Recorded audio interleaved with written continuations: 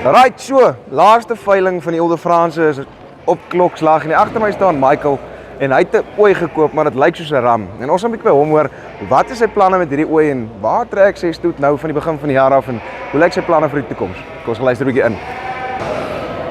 Hallo Michael, hoe gaan dit met jou? Goed en jy? Nee, kyk ons kan nie kla nie. Bokke het daarom nie gewen nie, maar vertrap. Nee, vertrap ja. En kom ons begin gou by die begin. Vertel my weer 'n bietjie van jou boerdery en jy wat nou begin inkom met die Ile de France. Verduidelik my 'n bietjie daarvan. Ja, so die laaste keer wat ons gepraat het, het ek op Henning hulle se veiling, dis die Vrystaat genetiese veiling, het ek 'n ram gekoop. Wat se naam Axis, DTC ram. En van daar af het ons al so 'n paar ooitjies opgekoop by al die veilings, stoetooitjies. Ons het nou 'n bietjie begin beweeg in die stoetgedeelte in.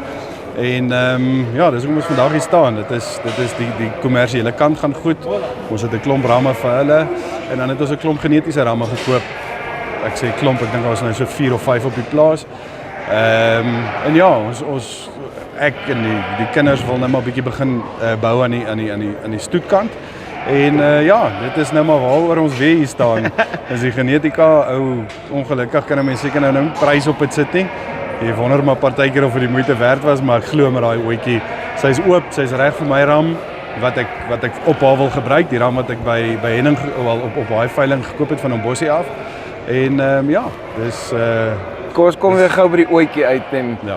Ons het gepraat oor 'n ongelooflike breë ooi, 'n ongelooflike, ek sê sy staan mooi soos 'n baksteen. Yes. Maar wat anders het jou getrek na die ooi toe om te sê maar sy gaan werk met die ram wat jy nou het? Kyk, haar toplyn is vir my baie sterk. En ook se toplyn is ook ongelooflik sterk. Die boude op die ooi, die boude op my ram. Jy weet, ek dink dit is sy pas vir my baie goed in by hom. Dit gaan maar vir my, soos ek sê, dit gaan vir my bietjie oor op die toplyn. En die boude.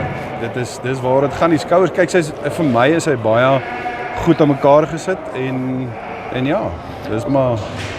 Hoor Michael, ek weet jy wil gaan vier, ek gaan nie lank besig hou nie. Dankie vir jou tyd en baie dankie vir julle, ons waardeer dit.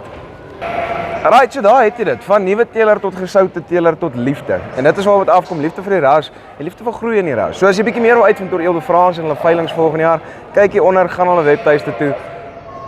Volgende jaar dan kan jy dalk van sy ramme koop. Van my net, that's it. Asai. Dankie Dis Farm Spice oor en uit.